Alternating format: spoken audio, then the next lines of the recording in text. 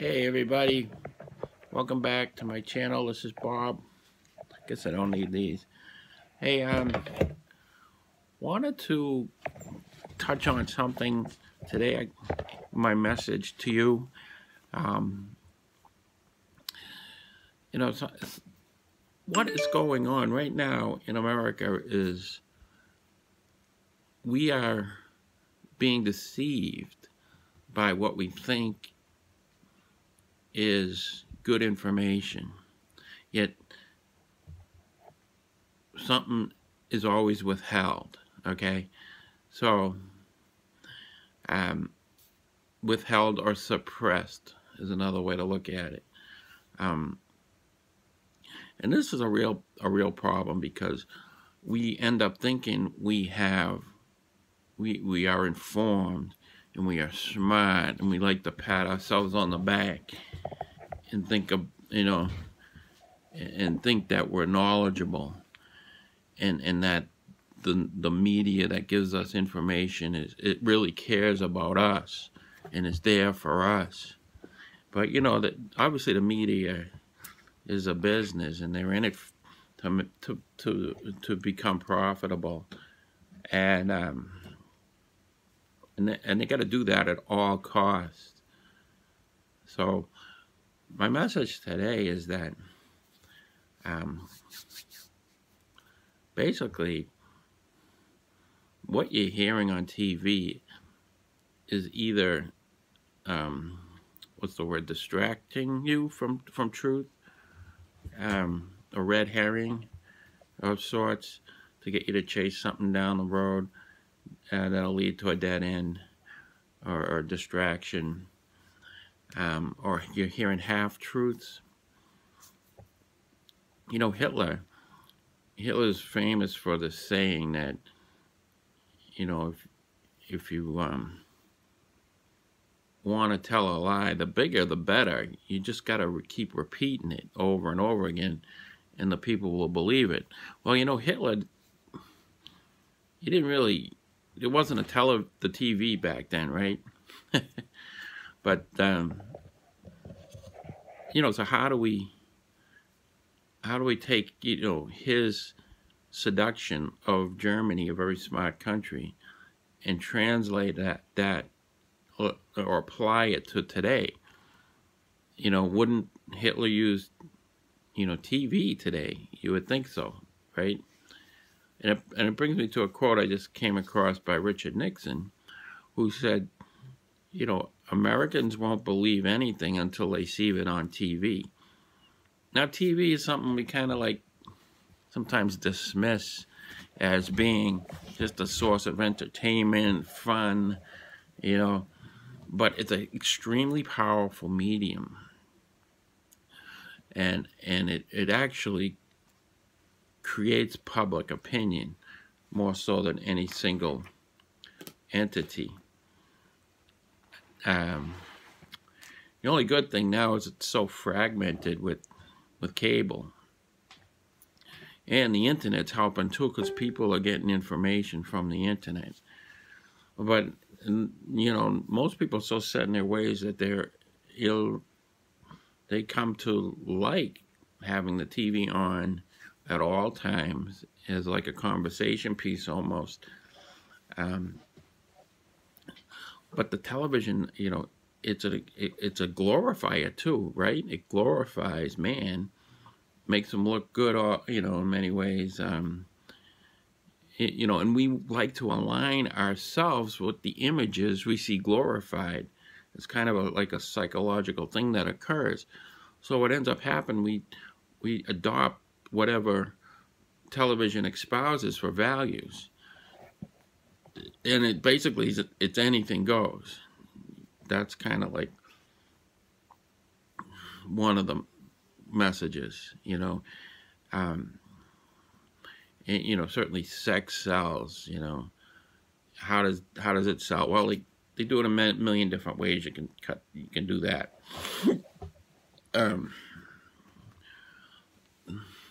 But it's true. It's true. Television is why do the politicians spend so much time you know, with the ad campaigns for their advertising on television, they know it works. It's powerful. You know, it creates impressions. It's an incredible medium, and it has incredible reach. And television has what's called a hypnotic effect. That's been known to occur within 30 seconds or a minute. One is in a hypnotic trance and open to suggestibility. You know, and so that's known too. Also, everything you see on TV is a pre-thought thought. There's a filter, unless it's like a live, interview or something. But even those, sometimes all of a sudden they'll lose, the transmission. How does that happen, right? So the television, it never represents God well. It never represents the Bible well. It pretends it has these experts on, maybe they're from the Jesus seminary, the Jesus, what was it called? I forget. The Jesus seminar. A bunch of people who, got together and supposedly scholars. They were like 71 of them were liberal scholars, and then they voted on which scripture was really something that Jesus said. So they got all the sayings of Jesus, and yeah, it was a seminar. It was a group of 50 critical biblical scholars and 100 laymen, founded in 1985. And they were all liberal, So the television would only, the point is television would only takes the liberal side. It doesn't give any really fair play to the conservative side, which, accurately portrays the Bible. The television doesn't talk about Simon Greenleaf, the royal law professor of Harvard, who founded Harvard, who says the resurrection could be proven in any U.S. court by examining eyewitness testimony. The standards for eyewitness testimony are admissible in court for ancient eyewitness testimony, that is. And they have different ways of determining what's appropriate and what can be submitted. Sir Walter Ramsey was an archaeologist. You never hear about him. He went to disprove the Bible. And what did he discover? He discovered that he was an archaeologist, and he found that Luke was right on, completely reliable. Then you have guys like Lee Strobel. He's the guy who discovered the Pinto. He was a legal expert. He discovered the Pinto was faulty through going through court records, and he ended up, uncovering that whole problem back in 1975, I think, or 4. And he took his investigative skills to disprove the Bible, and he ended up becoming converted, saying that the Bible is amazingly true and accurate and reliable. So he went out there to disprove it. I mean, there's a lot of people like that. What's the guy's name? Techlin. He wrote the book Betrayed. His daughter, Stanley Techlin, Techchilin, I believe. His daughter goes to BU and ends up volunteering on a Samaritan hotline, and one of the other fellows was quoting scriptures to the people who were, trying to kill themselves. And so she kind of got interested, and next thing you know, she gets converted. She believes in Jesus. You know, she's Jewish. She believes in Jesus. How could that be? She goes home, tries to tell her father. Father's you know, very wealthy man. He's you know, in the Reform. I think he was in the Reform synagogue. It's very, you know, Washington D.C., Baltimore area. Very, very uh,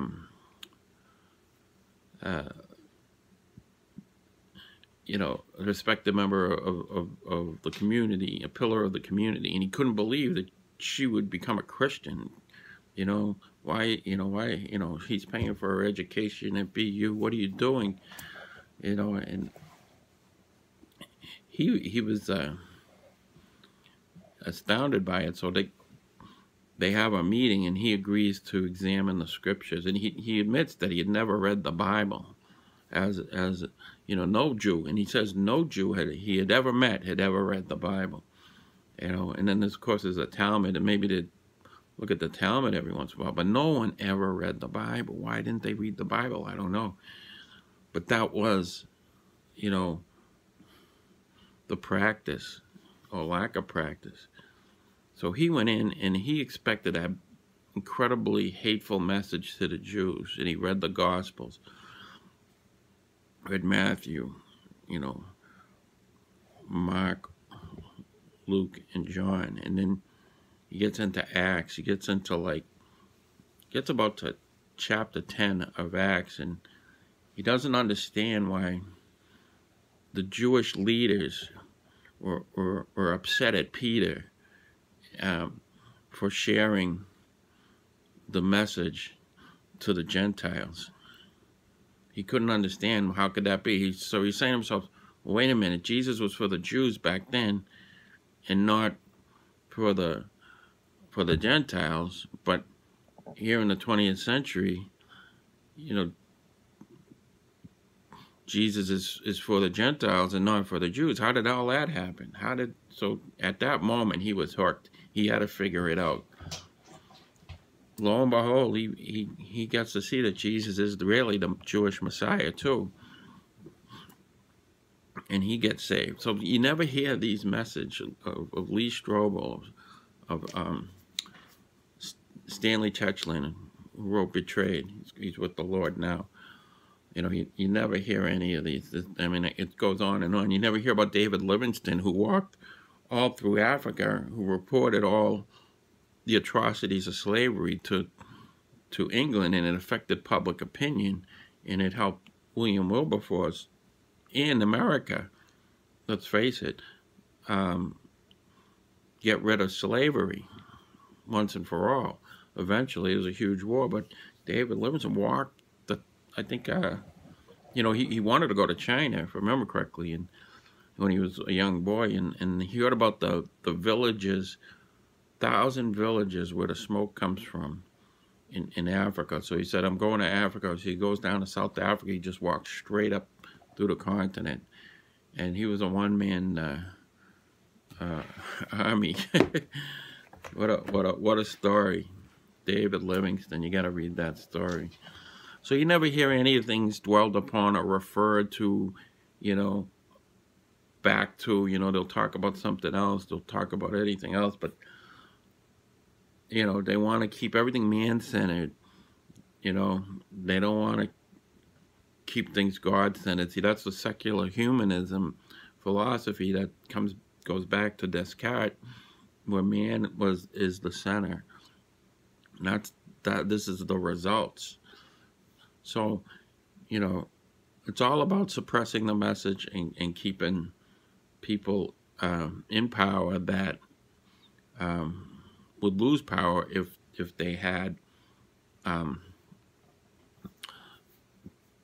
you know, to depend on the Christian vote. The Christian vote has been suppressed, you know, obviously since 1954, when the church sold out to non-profit status. And you know, since then we lost school prayer. You know, the Bible came out, and we had all the lies of Roe v. Wade.